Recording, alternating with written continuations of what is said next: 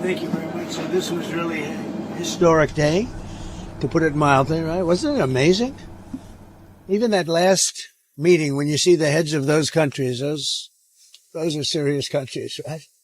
But I thought it was fantastic. And seeing the so-called hostages, but those kids come back home and the way their parents just went crazy. Your father would not be that way with you. He'd be okay, but he wouldn't be like that. I would get a hug. A hug. A minor hug. Okay. Come on, Peter.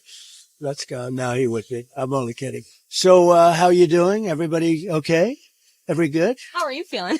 Feel good. I mean, it's a long day, right? It's a long day, and we did a couple of big ones. That first one it's getting great reviews. I will tell you that there's a lot of meat in there.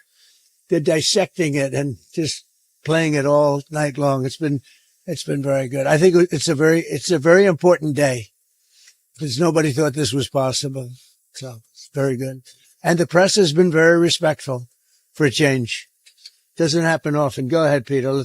Let's go. What does it tell you about the world that it seems like you got a much better reception in Israel than you would get in like New York City right now? I think I get a great reception in New York City. I'm not saying that you don't, but it was on another level today. Well, yeah, you're right. It was incredible. But I went to the Bronx, and we had 31,000 people in a park in the Bronx in New York City during the campaign. 31,000. You remember that? And it was the friendliest crowd you've ever seen, and very diverse. But it was friendly. I mean, New York is good. It's good. New York City, bad example, but it was. I don't know if you could see through them. Are you admitting you made a mistake? I don't believe it. This is breaking news. No, I'm kidding. Let's go. Politics. Never admit a mistake. Never admit it. But it was in the motorcade. I don't know if you can see. There were people hanging out of every apartment balcony, inside the Knesset. Okay. So I've heard, like they said, if you did Russia or if you did, lots of different combinations, they say the Middle East blows it away. And I said, why? By experts. It's just thousands of years. Nothing's been done. It's the whole thing with the Arabs, Jewish people, this, that, everybody. It's just never been done before. And there's a certain mystery to the Middle East. I mean, look, it's only because of ratings. You're only as good as the ratings, right? If they weren't getting ratings, your people at Fox would. And by the way, Trey is excellent. He does a really good job. Really he and good. his whole team. We did a very quick interview. I was running to the second one where we were pretty late. Something that we heard from some Israelis on the ground, they want to know how the peace holds when you are not the president. So 3 years from now. I can't answer it. I know this, and you are all witness. We go, and I get 25,000, 35,000. If you look at a normal president will get 300 people, and that's not bad. They'll go to a ballroom, they get 300 people. We get 35. We had 117,000 people in New Jersey. And so I can't tell you what's going to happen, but I'll be out there fighting for whoever it may be. Did you tell Bibi beforehand that you were going to go off script and No, I actually told him I didn't want to bring up the pardon, but it was just a perfect spot. It was good timing, wouldn't you say? Because he was getting a very good hand. And when they stopped, I said, why didn't you give this guy a pardon? If he didn't get a good hand, I would have done that. But the timing was, what do you think, Katie? Good timing for that one. I think people thought it was pretty funny, yes. It worked out well. It's a little risque. I'm bringing up a pretty sore subject in Israel, but the people were fantastic. Were really fantastic. You spoke to Egypt. She can ask more questions, this one here. Go ahead. I have some good questions, I promise. You do. You were very nice today. Go ahead. You talked to President El-Sisi, and you spoke about in that room how Egypt has so little crime, and you said it's all about leadership. You talked about... They're very strong on crime. You talked about some of the governors. You wouldn't believe how strong, but they are very strong, but they don't have the kind of crime. They don't have the violent... They may have other kinds of crime, but they're violent crime. You can actually walk down a park and not get mugged or hit over the head with a baseball bat. Do you want to see some U.S. governors be more like Egypt? No, I want them to be stronger and tougher and not allow us to have record-breaking crime in Chicago and different places. I want them to admit they have crime. So, there were 4,000 shootings in Chicago, murders over a fairly short period of time, meaning like a year and a half, I think. 4,000 murders. Many, many thousands of you're hit by a bullet, but don't die. I want him to say we have a problem. Could Trump bring in the troops and solve the problem like I did in D.C., like I'm doing in Memphis? Have you seen the crimes way down in Memphis? And we've only been there 7 days. Way down. The courts have been standing in your way here. It's held up. No, the lower courts have. The Insurrection Act? The lower, well, I could use it if I wanted to. I could use it. Look, that's a very simple answer. I'm allowed to use the Insurrection Act. In fact, that was on Stephanopoulos today, his Sloppidopoulos show. They asked sloppy Chris Christie about the Insurrection Act. He said, well, if you're talking about the Insurrection Act, he's got the absolute right to use that. And he said a couple of things that were good. He said 50% of the presidents that served in office have used the Insurrection Act. And the Insurrection Act, according to all of them, said it can't even be challenged. I don't have to go there yet because I'm winning on appeal. You know, you're right. We're losing with radical left judges, generally, radical left judges, and we're winning on appeal. So we'll see what happens. I'll be speaking to Governor J.B. Pritzker tomorrow. Do you have any messages or questions for him? Well, I think he should beg for help because he's running a bad operation. I mean, he's letting people be killed in his city because he doesn't want in Chicago. And I love Chicago. Chicago can be a great city again. And very quickly, I would have Chicago cleaned out, the criminals removed. We would remove them. You know, in D.C., we took out 1,700 career criminals, hard-line criminals. That's why it's so good right now. D.C. setting records the other way. It's never been so safe. And the restaurants have never done better business. They're opening up they were closing restaurants. Now they're opening new restaurants. I can do the same thing on a larger scale in Chicago. And Pritzker should ask me to do it. But when you mention insurrection, I mean, you were the one that mentioned, one of you mentioned Insurrection Act. Yeah, I mean, I could do that. And many presidents have. Do you have an update? 50%, Katie, 50% of the presidents have used the insurrection because they don't want to go through this stuff where somebody said there's no crime and 4,000 people got shot. You know, right? Maybe you'll have to use You don't have to convince because she tends to be on the conservative side.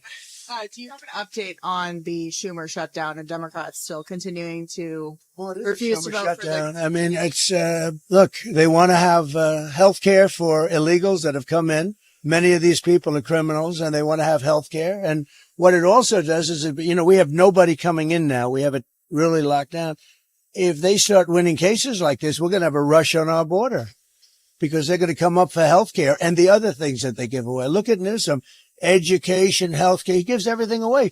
People come up for that. People come from other countries for that. So we can't have it. We can't have that. We have people coming into our country, but they're coming in legally. Do you have any more meetings We have with the leadership? strongest border we've ever had.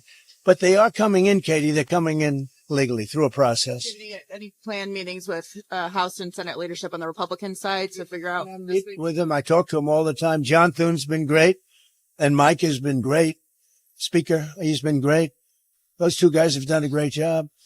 But we're dealing with a bunch of radical left lunatics that have lost an election in a landslide. They don't even admit that. I mean, think of it. They lost the election 2,700 in terms of counties to 525. That's where the map is entirely, right? They lost all 7 swing states. They lost the popular vote. And then they say, oh, the election was close. She says the election was a landslide, but they lie. You know, they can take any subject like Newsom does. He says, oh, no, Los Angeles is doing great. If we didn't go into Los Angeles, they would have had to cancel the Olympics. And the head of law enforcement said, and he said it very strongly, we could not have handled this if Trump didn't bring those people in. 2 weeks later, he said, oh, we could have because he was told to say that. But we did a great job in Los Angeles. You wouldn't have first of all, you lost half of it with the fires. And this would have been, I think this would have been maybe even worse. They had no control. When we went in, the police had totally lost control. And he admitted it. The head, whoever he is, whatever his name is, he admitted it very strongly. Reaction to President Bill Clinton giving you credit for ending the war in Gaza and I've always others liked Bill Clinton. I've always gotten along with him. He used to be a friend of mine. Came to my wedding, you know. So did she. People don't know that. But no, I've always liked him. I thought it was very nice, actually.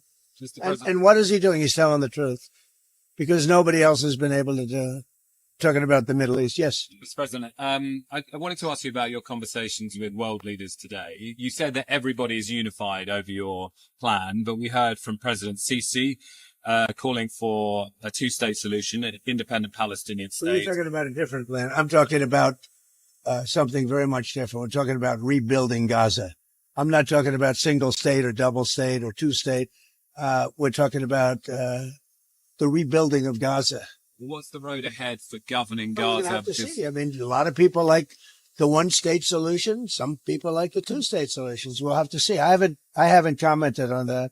How do you see bridging that gap, though? Because you have the Arab countries. At some being point, very I'll clear decide about- what I think is right, but I'd be in coordination with other states and other countries. And are you satisfied? I mean, some people might say it feels premature declaring peace for the whole Middle East. 3,000 years of peace. Really So- true. Why? You want more people to be killed? What do you want? Another 300,000-400,000 people to be killed? Is that what you're looking for? But in terms of the risks in Gaza, we're already seeing The risk. So you mean let them fight on for another couple of years and let some more buildings fall down on top of people and keep it going? No, we did it the right way. We did it. I think our timing was perfect, actually. in terms of You don't really mean that. You mean you want them to fight on, right? I'm just asking about the phase 2 of the negotiations and how confident you are that those can get underway. We have a lot of power. That was a power room.